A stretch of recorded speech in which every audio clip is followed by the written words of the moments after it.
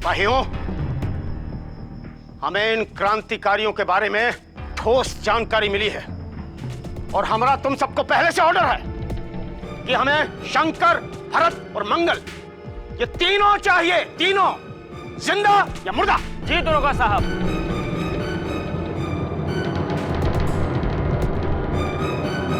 हरामखोर क्रांतिकारियों को इस बात का इल्म होना चाहिए कि अंग्रेजी सरकार से टकराए का क्या मतलब होता है।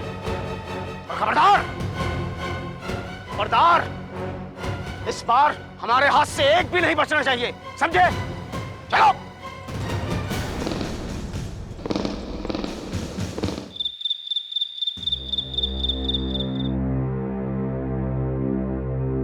देखा, एगो हमार मित्र रहा बक्सर में, शिव गुप्ता। तू सब गंगा पार करके वही चल जा, और जब मामला शांत हो जाए तो तू सब आ जाइए। ना पंडित जी, अभी हमनी के बलिया छोड़ के ना जाएगी, अभी कुछ अधूरा काम बाकी रह गई। अच्छा भाई, भरत मना कर दे, न तो बक्सर जाके एगो और गांधीवादी के समझावे के पड़े।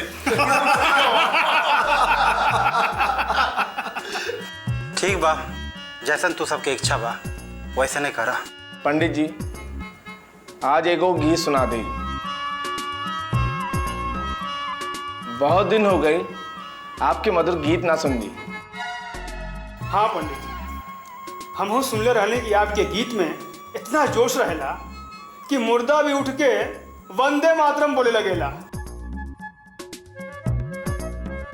हाँ पंडित जी, आज फिर से कोनो ऐसा गीत सुनाई कि हमनी में दुगना जोश भर जाए।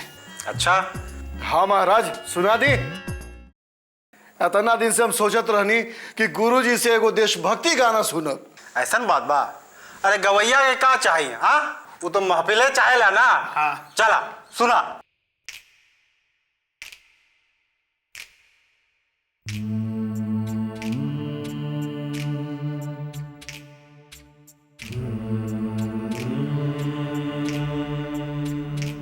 अपने वतनवा पे जलवा लुटैले, बिटुवा भारत माई के कहैले।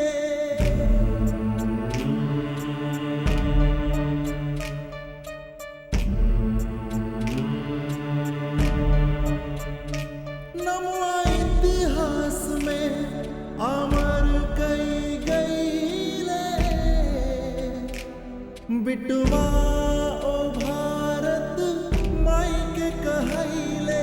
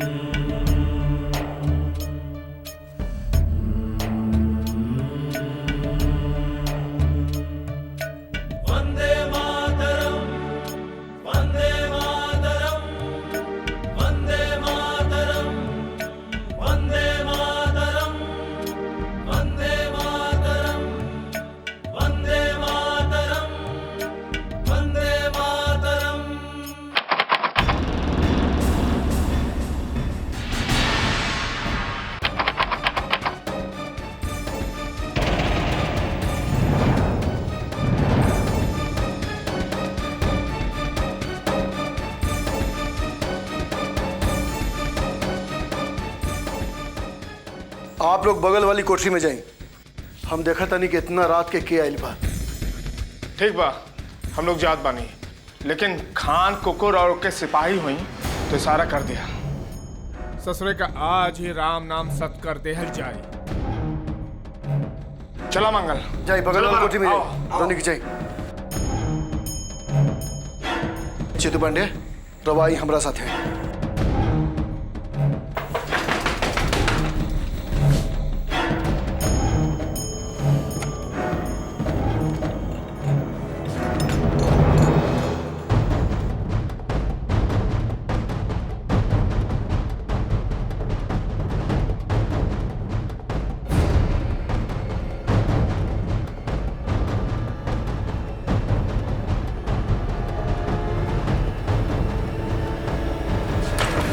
देखो, शंकर सिंह और उसका साथी बचकर नहीं जाने चाहिए। कुछ लोग उधर चलो, पीछे जाओ।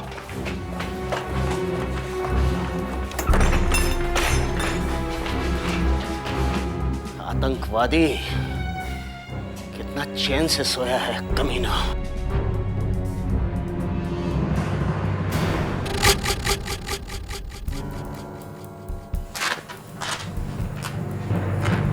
कार खान गधा की औलाद, शंकर सिंह जैसन क्रांतिकारियन के पकड़े के खातिर तोहरा के 7 जन्म लेवे के पड़ी और 7 बार ऊपर तोहरा के हमी पहुंचाई।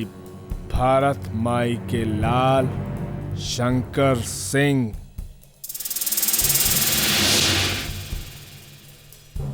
देखता हूं मुझसे कब तक बचेगा तू, शंकर सिंह हरामखोर। चलो यहां से भागा, ढूंढो सब, चलो। अरे ठाकुर भैया, आज तो हमनी के बाल बाल बच गए। ठीक है कहा तारा। अरे बाकी वो नकाबपोश के रहे जे हमनी के सही समय पे खबर करके हमरा सबके जान बचा लेहलस। अरे केहुआ होखे, बाकी हमनी खातिर तो भगवाने के रूप रहल। अरे हमरा के तो ई लागत था कि जरूर कोनो देशभक्त क्रांतिकारी होखी। अरे मर्द, जल्दी जल्दी में ओकर नामो ना पूछ सकनी, कहाँ के रहे। अब छोड़ा, जे भी हो, हमरा सब मिल के ओकरा सत सत प्रणाम कहा। ठीक है कहा तारा। ऐन मौका पे आके हमनी के जान बचा के वो अपन देशभक्त होके के प्रमाण देले बा।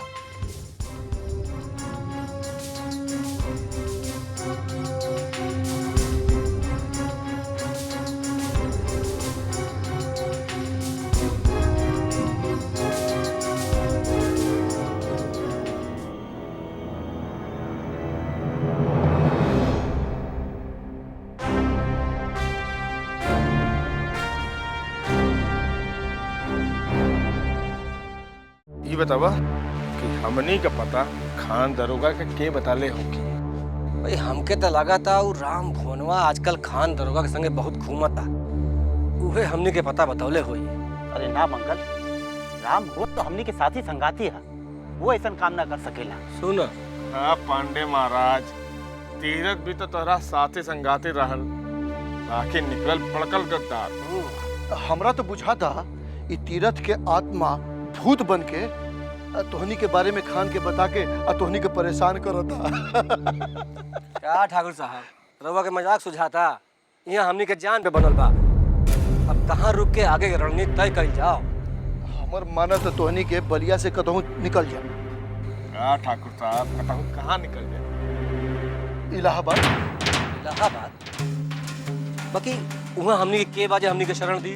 शरण दी, जरूर दी, काहे कि उनकर विचार और तोहनी के विचार में मेल बा। अरे पहली मत बुझावा, नाम बतावा कि हमरा जैसे जान हथेली पे लेकर चले वाला क्रांतिकारी बा। जल्दी नाम बतावा। चंद्रशेखर आजाद। चंद्रशेखर आजाद?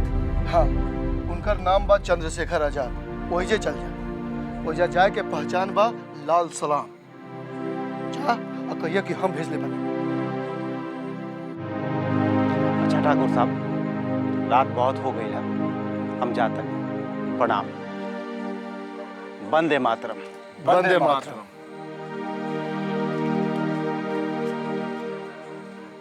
ठाकुर साहब, रउआ के चित्तू पांडे के सामने चंद्रशेखर आजाद के बात ना करे के चाहत रहा। काहे? है कि वो अहिंसावादी बा और हम हिंसावादी। उनकर सामने पहचान ना बतावे के रहल। हाँ, हमके तो लागत बा खान दरोगा के हमनी के खबर राउरी है महाराज देले हुई। मंगल मिश्रा, तोरा दिमाग में भूसा भरल बा का? तो ऐसा सोच कैसे लेला? देखा, जीतू हिंसा के विरोधी बा, बाकी वो हमनी के खिलाफ अंग्रेज से मुखबिरी करी, ऐसा सोचल अपने आप में पाप बा। वो मर जाई, शहीद हो जाए अहिंसावादी बनके, बाकी देश क्रांतिकारियों के साथ कब्बो गद्दारी ना कर सकेला। तोहरा विरोधी और गद्दार में फर्क नहीं के मालूम का? ठाकुर साहब, हम तो एगो बात कहनी है, गलती हो गई, माफ कर दो। गलती महा गलती भइल बा। तू ऐसे सोच कैसे लेला? देखा, दुनिया यहर से वहर हो जाई, बाकी चीतू पांडे गद्दार ना हो सकेला।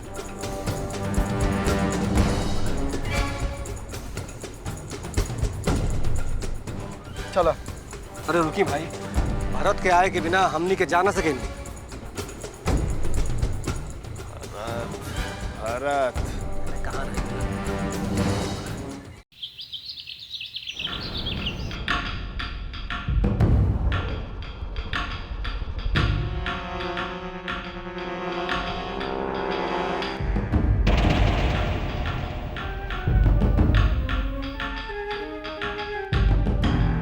माया सिंह, तुमने राइट टाइम पर खान को इन्फॉर्मेशन दिया था ना?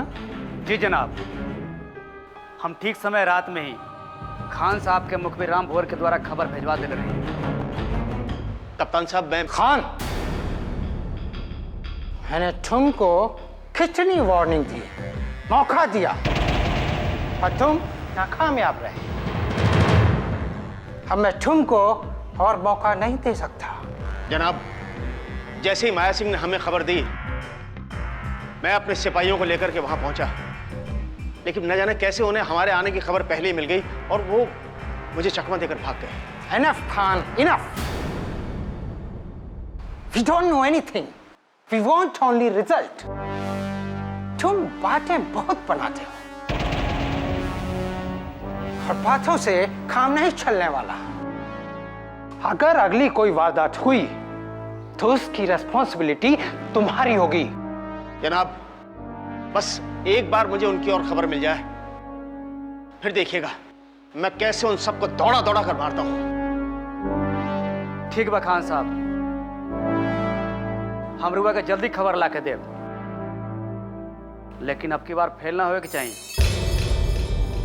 कप्तान साहब, हम जल्दी खबर ला के देव कि वो लोग कहाँ का करता। जनाब, माया सिंह जैसे ही हमें खबर देगा, आप देखिएगा मैं कैसे शेर की तरह उनके ऊपर टूट पड़ता हूं और फिर देखता हूं कि मेरे पंजे से वो कैसे बचकर जाते हैं। ओके खान, ओके। तुम शेर की तरह पकड़ो या जैकहॉल की तरह। I'll give you one more chance. But remember, it will be your last chance. मुझे वो तीनों क्रांतिकारी चाहिए, जिंदा या मुर्दा। You may go now.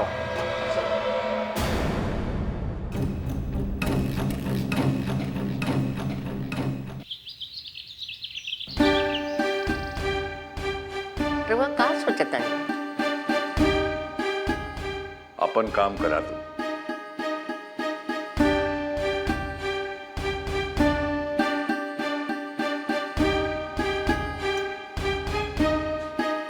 आ गए ले क्रांतिकारी साहेब, आवा आरती उतारा अपने लाल का।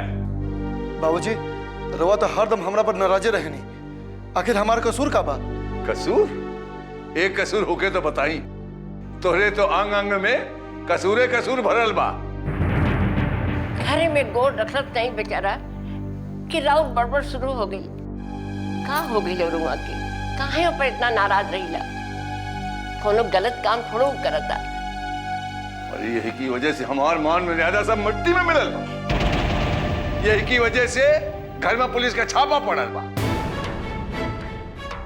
हमका पुलिस थाने जाके पड़ल बा। बाबूजी रवा का कहता नहीं, हमरा कुछ समझ में नहीं आवत। हमरा वजह से पुलिस छापा और वो थाना कैसे गई नहीं? का जरूरत थी सिपाही लोग में हाथ उठावे के? बोल।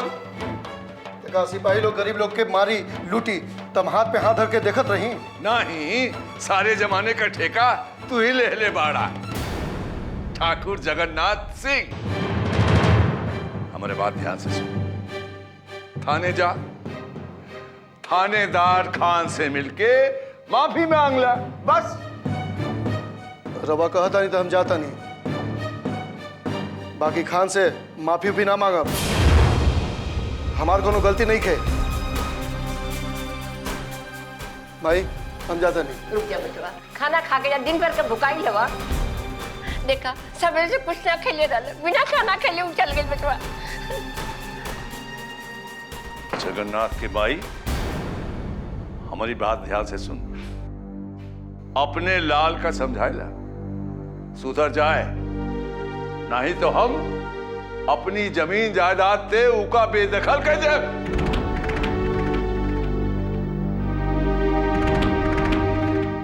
देखिए चित्तू भैया, अगर हमनी के असहयोग आंदोलन अगर ऐसे ही चलते रही तो देखिए वो दिन दूर नहीं खे जब ये ससुर अंग्रेज हमनी के देश छोड़कर चल जाइए। और सुनी, इस सगरी गांव वाला तोहरे साथ बा, हम तो बटले बानी। काय राम भुवन? बिल्कुल सही कहा तेरा भैया, हमनी के हरदम भैया संगे बानी सब। भैया रुआ बिल्कुल फिक्र मत करी, बस अपन कृपा दृष्टि हमनी पर बनौले रखी। आज बापू के असहयोग आंदोलन के जानकारी हमनी के देख चली, बाकी हमनी के तो क्रांतिकारी सन के भीड़ लगा दे। राम भुवन ठीक कह रहा बा, ई असहयोग आंदोलन के हमनी के सफल बनावे के बा और ई बापू के संदेश के घर घर पहुंचावे के बा। ठीक बा। आराम भुवन, तीरथ ऐसने करल जाई। अरे बाबू, तू लोग ऐसने ईमानदारी से काम करबा तो दिन दूर नहीं खे जब हमनी सब आजाद कहावल जाई। चित्तू। हाँ माए। कौन सोच में डूबल बड़ बेटा?